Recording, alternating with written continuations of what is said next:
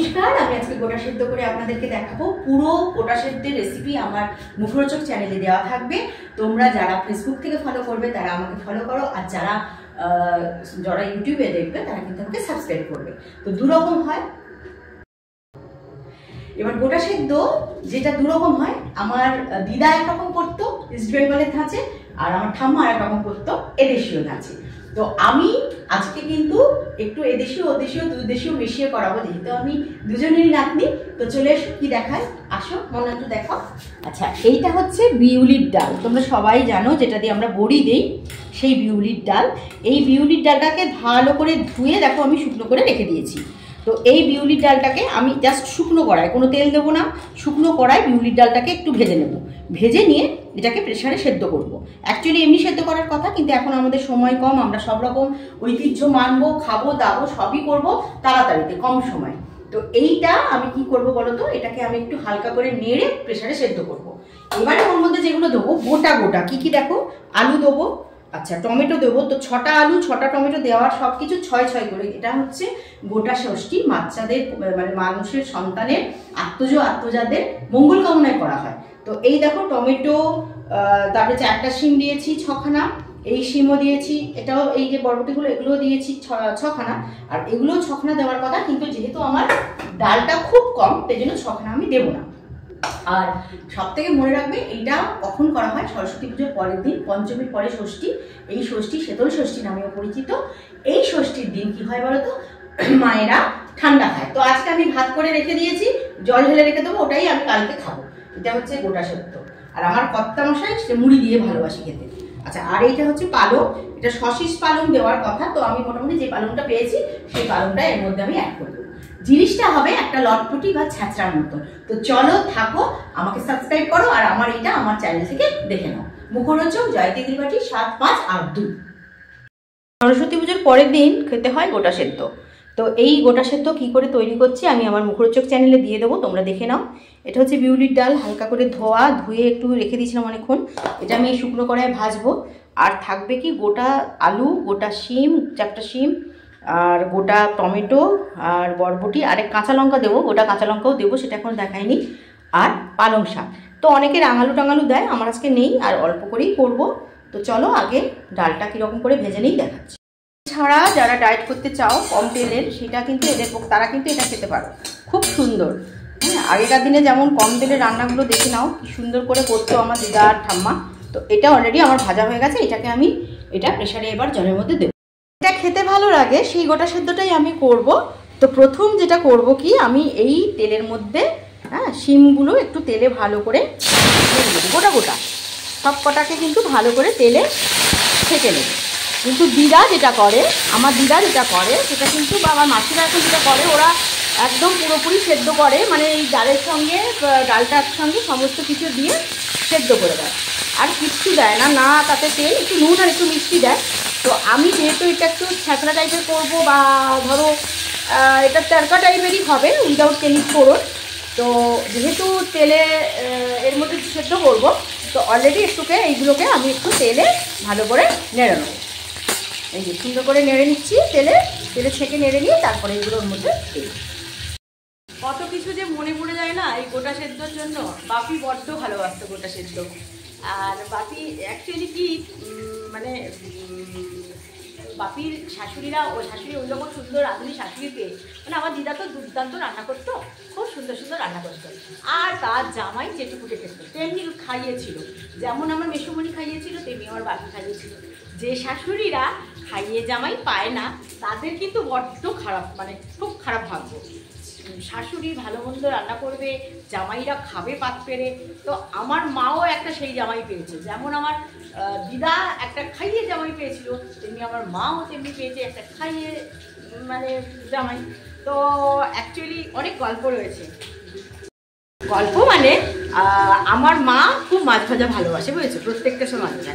এবারে বরকে এবং যেটা ভালোবাসে সেটা জামাইকে দেবে।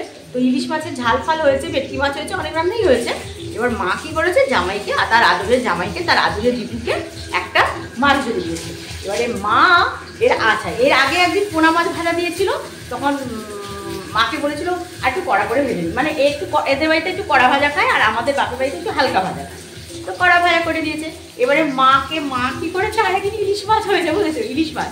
এবারে মা সেই ইলিশ মাছটাকে এমন কড়া করে ভেজে দিয়েছে, তখন জামাই তো হেসে করা বলছে, মানে জামাই আমার শাশুড়ি বলছে ইলিশ মাছটা একটু কম ভাজা হলে ভালো লাগে, পোনা মাছটা একটু কড়া ভাজা হলে ভালো লাগতো বলে বলেছিলাম, তো ইলিশ মাছটা কিন্তু আমি হালকা ভাজাই খাই। কত গল্প, কত স্মৃতিগুলো ভাবি, প্রবন্ধন করি, আর সেইভাবেই আমার দিন কেটে যায়। তো বেড়াতে কিছু ইচ্ছে করে না, ঘরে বসে বসে বিভিন্ন রকম সংসারের কাজ আর পুরোনো দিনের কথা, এইভাবেই আমার দিন কাটে, ভীষণ ভালো লাগে। আমি আবার একটু নস্টালজিক আছি তো। শিমগুলো ভেজে নিয়েছি, কিন্তু শিমগুলো আমি প্রেসারে দেবো না, বা টমেটো প্রেসারে দেবো না, জাস্ট আলুগুলো প্রেসারে দেবো। তো ওই জন্য আলুগুলোকে ভালো করে একটু তেলে নেড়ে নিচ্ছি, নিয়ে কিন্তু আমি দিয়ে দেবো প্রেসারে, মানে ডাল আর আলুটাকে সেদ্ধ করে নেবো। কিন্তু বাকি লঙ্কা, তারপরে যে পালং শাক, এগুলো কিন্তু শুধু তেলে নেড়ে নেবো, কিন্তু এগুলো কিন্তু প্রেসারে আমি দেবো না। আর দুটো জিনিস দেখাতে ভুলে গেছি গো, একদম মনে ছিল না, যে বেগুনগুলোও কিন্তু গোটা গোটা আমি তেলে এইভাবে নেড়ে নেবো। আর এর মধ্যে দেখো আলু দিয়ে দিয়েছি, এবার এটাকে একটু সেদ্ধ। দেখো গোটা সেদ্ধের বেগুন দুটো আমার সুন্দর করে ভাজা হয়ে গেছে। এবার গোটা সেদ্ধ টমেটোগুলোকে তেলে ভালো করে নেড়ে নিই।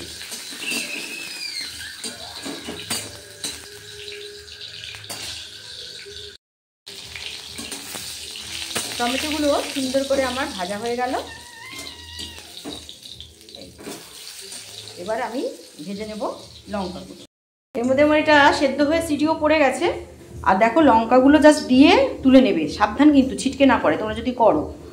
এটা দিয়েই উঠিয়ে নিতে হবে লঙ্কাগুলো, না তেলে নেড়েছি তো এইটুকু তেল আছে, এর মধ্যে একটু পালং শাকগুলো নেড়ে নেবো, এদিক ওদিক করে নেবো পালং শাকগুলো, একটু এপাশ করে নেবো। একটু তেলটা আছে জাস্ট মুছে নেওয়া আর কি, শাকটাকে একটু তেলের উপরে মুছে নেব।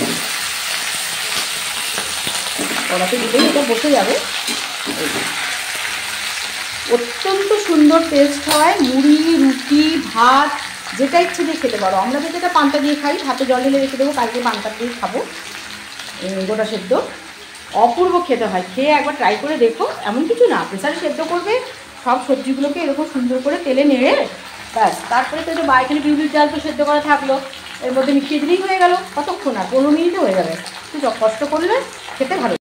পালং শাকটা দেখো তেলে নাড়ার পরে এই জিনিসটা হয়ে গেছে। আর এখানে দেখো এই যে এইখানটা জাস্ট সেদ্ধটা এমনভাবে সেদ্ধ করবে যাতে এটা তড়কার ডালের মতন থাকে। তড়কার ডাল যেমন হয় না, তেমন। দেখো দেখে দিই, দেখো সেদ্ধ সুন্দর সেদ্ধ হয়ে যাবে, কিন্তু গলে হ্যাড়ে হয়ে যাবে না, তাহলে কিন্তু জিনিসটা খেতে গা গুলিয়ে যাবে, সেরকম ভালো লাগে না। ঠিক আছে, এটা সেদ্ধ হবে কিন্তু একদম গুলোনো হবে না। এবার কি করব, এর মধ্যে এই যে পালং শাকটা আছে, এর মধ্যে আমি ডালটা ওর মধ্যে ঢেলে দেবো। এবার এর মধ্যে আমি দিয়ে দেব একটু বিট নুন। নুন তো আগে দিয়েছিলাম না, একটু বিট নুন দিয়ে দিলাম, যাতে গন্ধটা একটু ভালো হয়। কম নুন দিই, তারপরে যদি লাগে সকালে যারা খাবে তারা নিয়ে নেবে, আমি বেশি নুন দেবো না। আচ্ছা, এবারে দিয়ে দেবো চিনি। জিনিসটা একটু মিষ্টি মিষ্টি হয়, বুঝেছো। আর যারা চিনি খাও না, খেতে ভালোবাসে না, তারা দেবে না। যদি খেতে ভালো লাগে তো চিনি দেবে, আর না হলে না।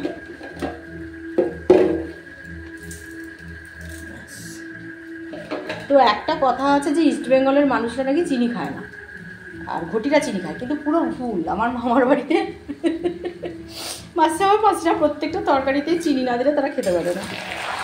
আচ্ছা, এবারে কি করবো, এর মধ্যে বাকি টমেটো, বেগুন সব এর মধ্যে আমি দিয়ে দিলাম। এবার অল্প একটু জল দিতে হবে, কারণ জিনিসটা শিম টিমগুলো তো আর আমি প্রেসারে দিইনি। আর একটু তেলের সঙ্গে নাড়া করে, একটু জলের সঙ্গে একটু না মিশে গেলে, তেলে জলে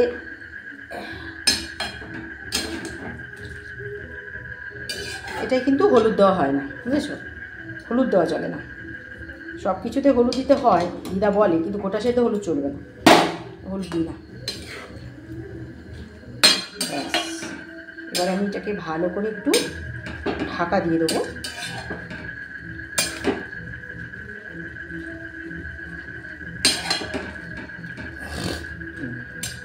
আর একটু গোটা গোলমরিচ দেওয়া হয়, তো গোলমরিচটা না সে ডিম সেদ্ধ খাওয়ার সময় গোলমরিচটা ঠেকা লেগে গেছে বলে আর দিলাম না। এটা তো একটা শুভ জিনিস, যদিও নিরামিষের ব্যাপার নেই, কিন্তু হলেও আমি গোলমরিচটা দিলাম না।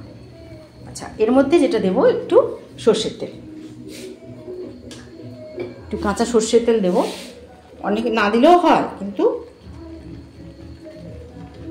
আমার কর্তা মশাই আবার একটু এই যে কাঁচা সর্ষের তেলের গন্ধটা পছন্দ করে, এই জন্য একটু আমি এই জন্য এর উপরে একটু কাঁচা সর্ষের তেল একটু ছড়িয়ে দিই, কিন্তু জিনিসটা আর খুব টেস্টি হয়।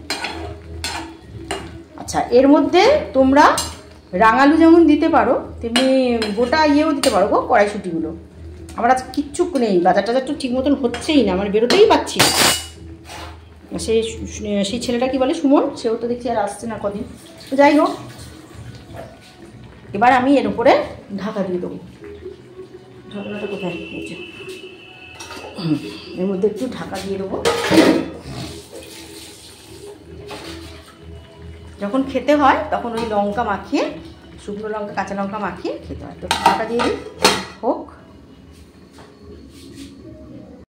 আত্মজা বা আত্মজা তাদের মঙ্গল কামনায় পঞ্চমীর পর ষষ্ঠী, এই শুক্লা পঞ্চমী তিথির পরে আমাদের যে ষষ্ঠী এসেছে, এটা শীতল ষষ্ঠী। তো মায়েরা এটা করে, সব কিছু গোটা সেদ্ধ বলে এটাকে। তো টমেটো, বেগুন, শিম, বিনস, তারপরে শুকনো লঙ্কা, কাঁচা লঙ্কা অলরেডি আমি দিয়েছি। তো ওর মধ্যে আরও কিছু দেওয়া যেত, কাঁটা ধরো দেওয়া যেত, রাঙালু দিতে পারতে, কড়াইশুঁটি দিতে পারতে, সব কিছুই দেওয়া যায়। আর একটু পালং শাক, আমি পালং শাক অলরেডি দিয়েছি। তো এটা হচ্ছে একটা গোটা সেদ্ধ ভাত, রুটি, মুড়ি, পান্তা সবার সঙ্গে দুর্দান্ত লাগে খেতে। জিনিসটা অনেকটা ছ্যাঁচড়া টাইপের হয়। তো আচ্ছা, আলুও দিয়েছি। তো কি করে করেছি পুরোটা আমার মুখরোচক চ্যানেলে, এই জাস্ট রাত্রেবেলা ডিনারটা সেরে ফেললে তারপরে আমি এটা লোড করে দেবো, আপলোড করে দেবো। তো তোমরা এটা দেখে নিতে পারো। এটা হচ্ছে দুরকম স্টাইলে করেছি, ঠাম্মা দিদা দুরকম মতন করেছি, কারণ যেটা খেতে ভালো হবে সেটা তো করতে হবে। আর এই গোটা সেদ্ধ আগে কিন্তু আমার গোটা সেদ্ধ খাওয়ার জন্য অনেকেই আসতো, তো তারা এখন এখানে কেউই নেই, সব বাইরে চলে গেছে। গোটা সেদ্ধ খেতে প্রত্যেকে পছন্দ করে। তো তোমাদেরও দেখিয়ে দিলাম। ষষ্ঠীর দিন যে কোনো শীতল ষষ্ঠীতে করতে পারো, বা এমনিতেই অকেশনালি নিজেরা যারা রুটি খাও তার, বা মুড়ির সঙ্গে, রুটির সঙ্গে তো খুবই ভালো যাবে। একদম তেল ছাড়া যারা খেতে চাও তাদের জন্য ভীষণ অথেন্টিক একটা ডিশ, এটা হচ্ছে গোটা ষষ্ঠী। তো বানাও, বানিয়ে খেয়ে কেমন লাগলো আমায় কিন্তু জানিও। পুরোটাই আমি মুখরোচক চ্যানেলে একটু পরে আমি লোড করে দেবো। ভালো থেকো বন্ধুরা, শুভ ষষ্ঠী। সারাদিনের মানে সরস্বতী ঠাকুরের পুজো থেকে শুরু করে সবাই যে একটা যে সবটা থাকে না, পরে কী হবে, সত্যি বলছি, পুজো শেষ। তো এখন রাত্রেবেলা মোটামুটি একটু গরম ভাতে জল ঢেলে রেখে দিলাম, দিয়ে সেটা কালকে ওই গোটা এটা সেদ্ধর সঙ্গে খাবো। জল ঢালা ভাত জল ঢেলে রেখে দিয়েছি। দেখো, ভাতে জল ঢালা থাকলে এটা আমার কালকে লাঞ্চে হয়ে যাবে। আর ঠাকুর ভোগ একটু রেখে দিয়েছি, সেটাও ঠান্ডা, মানে খিচুড়িটা, সেটা রাত্রিবেলা খেয়ে নেবো।